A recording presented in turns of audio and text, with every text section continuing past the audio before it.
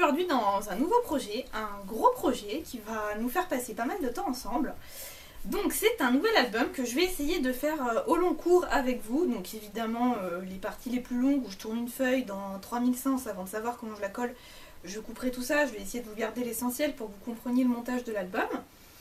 Donc c'est un album style folio que je n'ai absolument jamais fait. Donc je me suis moi-même inspirée d'un autre tuto, je vous mettrai le lien de la chaîne dans la barre d'infos. Donc un folio, donc comme vous pouvez le voir, ça se compose d'une partie centrale, deux parties, donc on replie une première fois comme ça l'album. Ces deux parties là sont un tout petit peu plus petites et on le replie comme ça, fermé, et ça fait un gros folio. Donc là j'ai déjà prédécoupé les premières parties. Donc ça a été un peu galère à découper parce que d'habitude j'utilise du carton de bois, ça se découpe très facilement au scalpel, c'est chouette. Là j'ai acheté du carton gris la dernière fois, ils appellent ça comme ça au magasin de Beaux-Arts, carton gris. La misère à découper, hein. Au scalpel c'est beaucoup trop dur, enfin j'y arrive pas. J'ai fini au ciseau de cuisine, donc pour le côté droit à l'équerre, on repassera parce qu'à mon avis c'est pas très droit, donc il va falloir que je bidouille allègrement. Je vais quand même vous montrer le papier que je vais utiliser avec cet album. En fait je suis tombée sur une vidéo où elle utilisait, la youtubeuse, exactement le même papier que j'avais. C'est comme ça que je suis tombée dessus et je me suis dit oh, bah c'est sympa, ça change un peu d'un album traditionnel. Parce que c'est un folio, donc il va avoir des poches où on peut glisser plein de choses. Une partie avec des pochettes en plastique. Je vous mettrai les liens que j'ai trouvés pour les petites pochettes en plastique. Je les ai pas encore achetées moi-même, hein, donc quand je vous dis que je vais pas faire l'album en une seule fois. Et elle utilise exactement le même papier qui est celui-ci, donc le Magical Adventure. Donc ce qu'il faut savoir, c'est que je pars aux États-Unis en voyage de noces d'ici 3 mois. Peut-être un peu moins à l'heure où vous voyez cette vidéo. Je pars fin avril. Et donc quand je suis tombée sur ce papier l'année dernière, j'ai fait il me le faut absolument. Je ne savais pas qu'il allait être reconduit, mais j'ai vu que EcoPark le ressort là en février.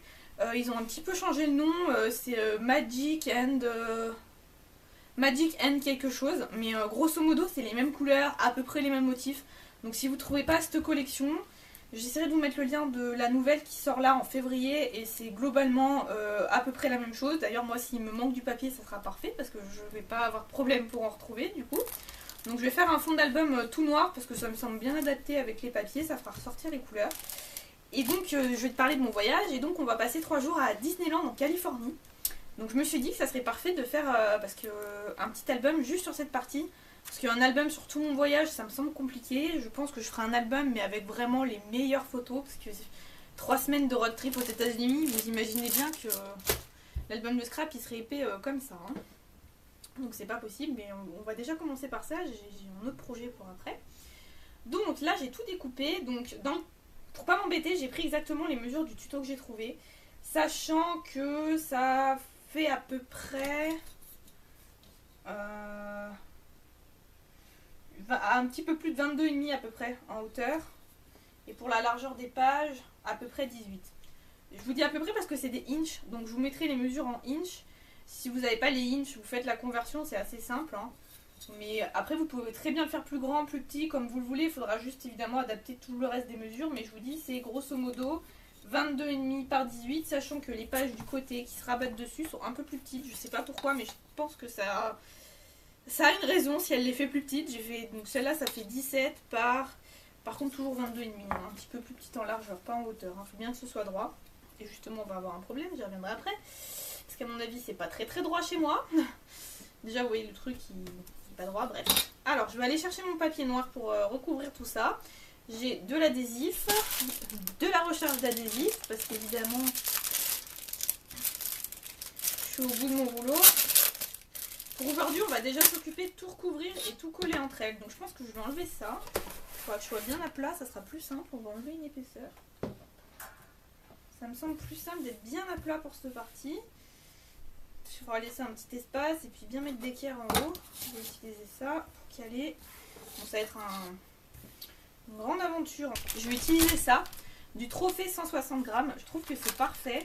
Il existe en plein de couleurs. Vous les trouvez chez Bureau Vallée, Top Office, ce genre de choses, aussi sur internet, mais vu le poids des ramettes, après au niveau frais de port, c'est jamais très avantageux. Moi je voulais absolument du noir parce que c'est une base, hein, pour moi c'est pratique. Sauf que la ramette en question coûte dans les entre 13 et 15 euros je crois à peu près, donc pour 250 pages, si je dis pas de bêtises. 250, donc hyper économique, on est d'accord pour nous scrapeuses. Sauf que le noir est à peu près introuvable de partout, allez savoir pourquoi. C'est une couleur basique, hein, c'est pas rose bonbon ou vert fluo, non, non, le noir... Celui-là, je l'ai trouvé au BHV Marais sur Paris, donc je vous explique même pas, la balade dans Paris avec la ramette dans le sac. Mon mari a un peu crisé, il a dû porter la ramette toute la journée. Désolée. Parce que j'étais tellement contente d'en trouver en boutique et j'aurais jamais cru en trouver au BHV. Et là, j'arrive dans le rayon, je vois quoi? Les ramettes. Bah écoutez, je vais partir avec. Sauf que bon, j'ai une copine sur Paris, mais j'ai pas trop envie de lui demander de me ramener ça en train, la pauvre. Donc je ne sais pas comment je ferai quand j'en aurai plus. Ça va être encore une grande aventure pour en trouver. J'en avais trouvé sur eBay, mais ça me revenait un peu plus cher avec les frais de port. Ça venait d'Allemagne, pour vous dire, je sais pas pourquoi. Pourtant Clairefontaine, il me semble que c'est une marque française. Hein. Bah introuvable, et puis ils peuvent pas la commander en plus. Alors le souci, comme vous pouvez le voir, c'est que c'est des pages A4. Donc ce que je vais faire, c'est que je vais faire des raccords en espérant après que j'arriverai à bien les cacher, que ça se verra pas. C'est un peu ma hantise à vrai dire. Déjà on va raccorder les feuilles. Après si vous avez des feuilles en 30, du coup, il va vous en falloir moins, en 30 par 30. Puis ça sera plus simple aussi, accessoirement. Vous n'aurez pas à faire tout ce que je vais m'enquiquiner à faire là, mais bon, j'ai pas le choix.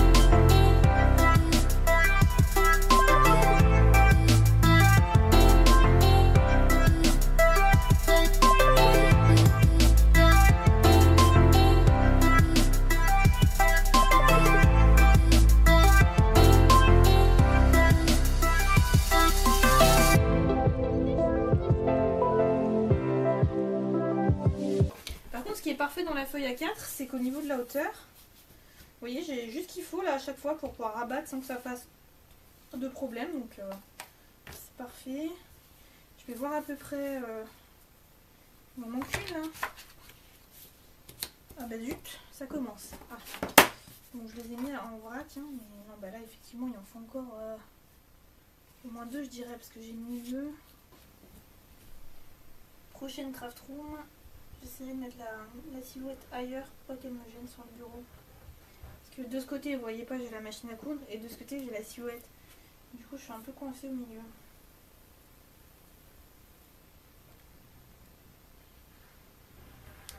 Et pourtant, j'ai déjà la chance d'avoir un grand bureau.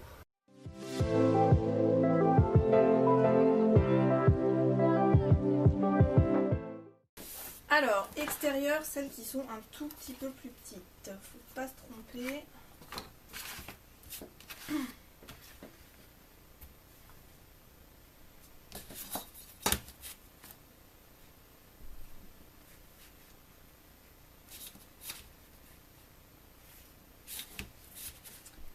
Bon, ouais, à peu près. Ce qu'on va faire, c'est qu'on va essayer de se caler en haut. Si je me cale en haut, parce que là, vous voyez ça, c'est... Enfin, on voit que c'est pas droit, il n'y a pas besoin d'avoir... Pour l'espace, moi, généralement, je laisse la largeur du carton et un petit peu plus. Pas besoin de laisser de trop. Bon, allez, c'est parti.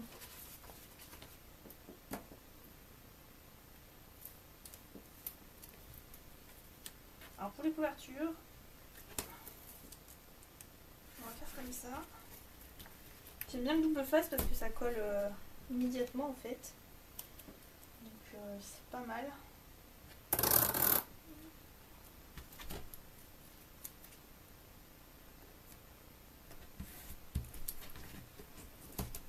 J'espère que vous y voyez bien surtout parce que... Ah et bien ça y est, on n'a plus. Celui-là c'est pas le même, j'espère qu'il collera aussi bien. De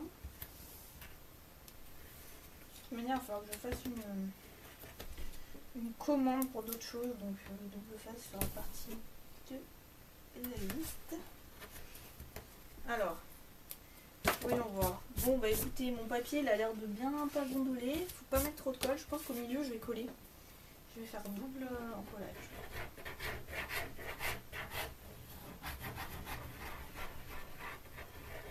Toujours sans en mettre trop.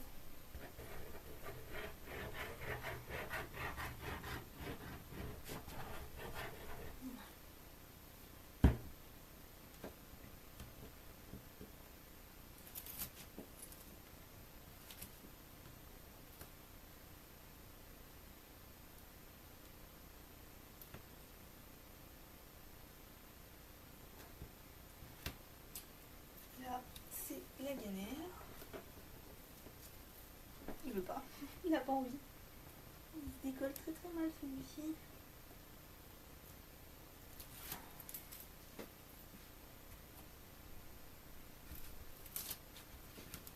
Pas bon, ma colle sèche, hein, sinon zéro intérêt.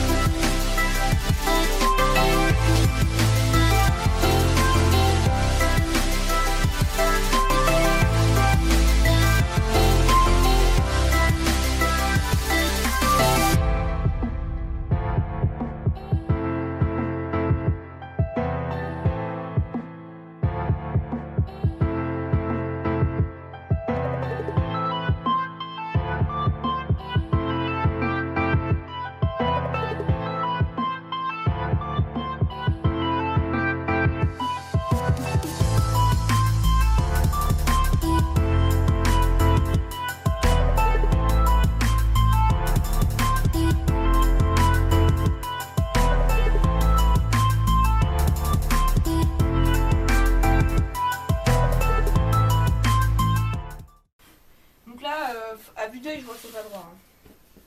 Donc je m'enquiquine avec une règle et tout. Et comme le carton n'est pas droit, faire quelque chose de droit, ça devient compliqué. Ensuite, il me faut le morceau central un peu plus large. Je vais essayer de rattraper le côté pas droit.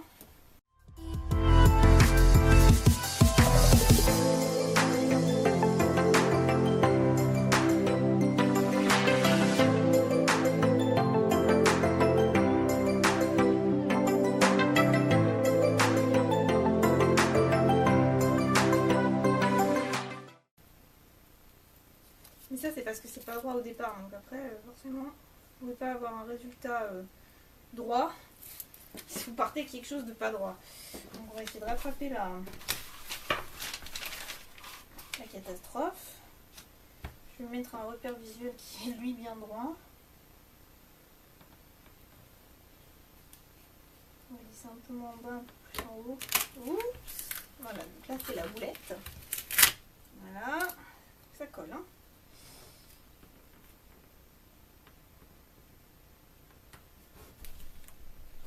Donc le souci c'est que là j'ai un plus gros espace, mais en fait on voit bien là que mon carton n'est pas droit. Donc j'essaie de rattraper le truc, on va dire. Rattraper est un bien grand mot parce que je suis pas sûre que ce soit vraiment rattrapable. Mais bon, au moins que celle-ci, déjà là ça va mieux de ce côté.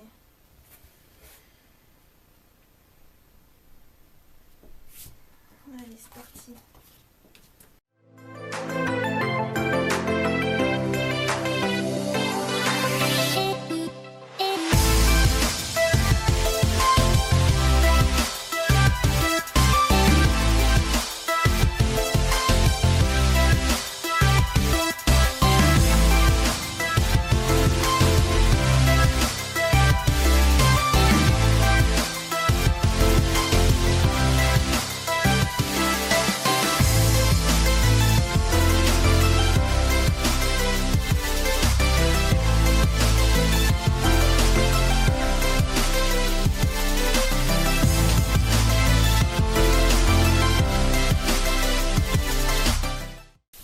Voilà.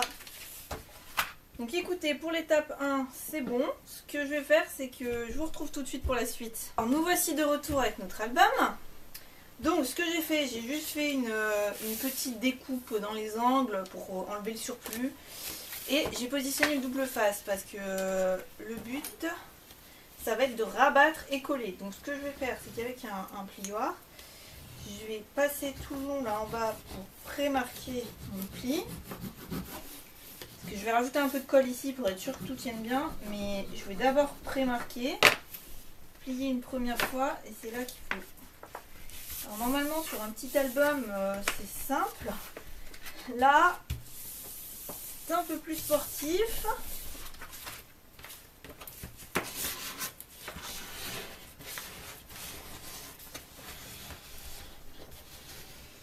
Surtout que c'est pas droit. Parlons peu, parlons bien, c'est pas droit. Donc ça va, on a quelque chose de propre. Donc ce qu'on va faire, on va, maintenant que le pli est pré-marqué, que vous voyez la longueur, ça va nous aider. On va mettre un peu de colle.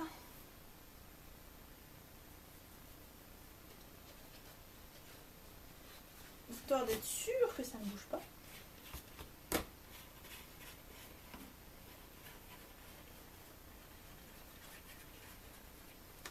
Et on y va. Alors l'idée, je prends mon plioir, l'idée de bien plaquer. D'où l'intérêt de bien prémarquer le pli avant. Sinon vous pouvez être sûr que ça va vous faire un faux pli et puis après bah, c'est collé.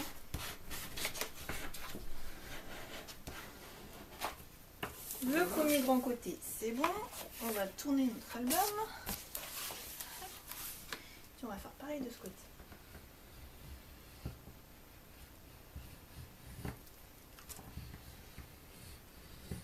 Ça, c'est vraiment un petit outil. Moi, je l'ai dans ma planche pour scorer. C'est vraiment une petite chose hyper utile. Ça a changé ma vie. Peut-être pas, mais si pour tout ce qui est pliage de papier, si, c'est vraiment un indispensable de la scrapeuse. Hein. Et puis voilà.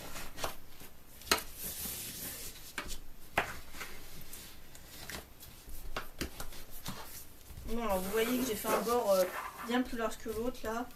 Mais bon, dans l'idée, ça devrait pas trop nous déranger. Bon, bah là, c'est pas parfait de ce côté. Voilà, je finirai de marquer mon pli après. On va d'abord s'occuper. Hop là. Colle.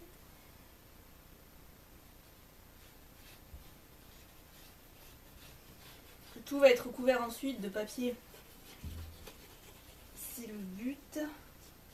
Que ça vous fasse une base qui soit bien propre.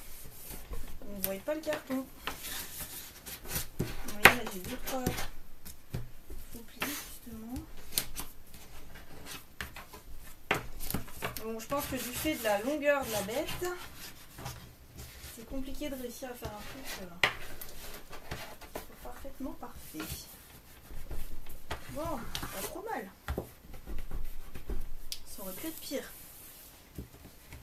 Après, il nous reste les petits côtés. Les petits côtés, ça va aller plus facilement. Hein.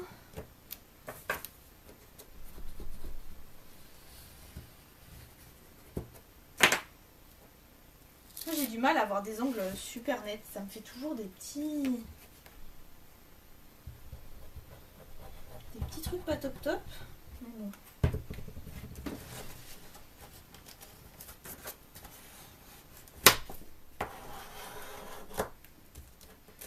On va dire que ça va.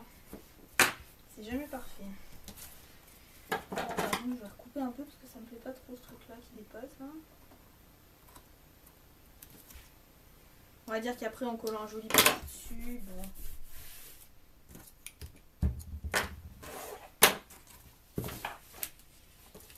Celui-là il est vachement plus large aussi. Ça c'est parce que c'était le bout de ma feuille. J'aurais pu recouper mais bon. Bon bah là par exemple je vois que ça va pas être génial donc je vais recouper avant ce coup-ci, je vais pas me faire avoir. Hop. Pareil ici.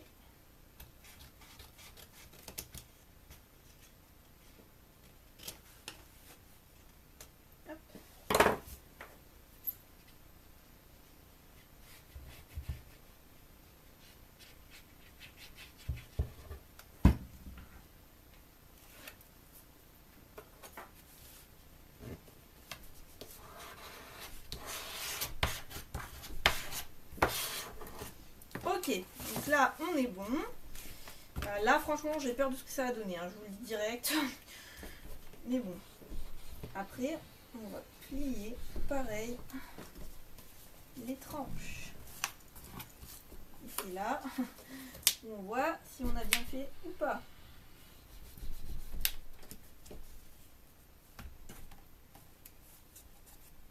Et là vous voyez pour le pli, Je pensais que j'étais bonne. Et le seul où j'ai pas fait attention, c'est ici. Et je me retrouve avec le pli là comme ça. Donc je vais remettre de la colle et puis je collerai bien quelque chose par-dessus. Mais ça va être un peu foireux mon truc là.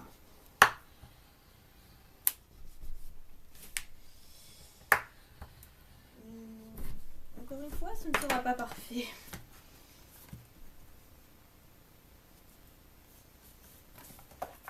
Et ben là, ça a l'air d'aller.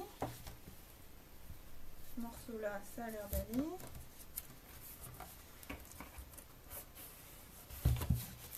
Juste là, mon papier, il a du mal à plier comme il faut, parce que, étant donné que ça sur le bord,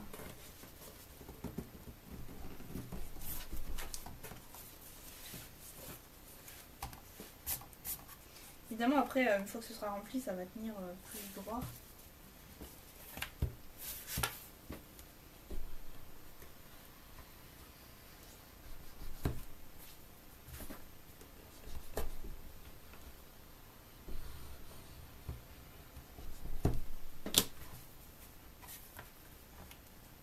Vous voyez là, il n'y a pas la même boulette que de l'autre côté, ça fait tout de suite mieux.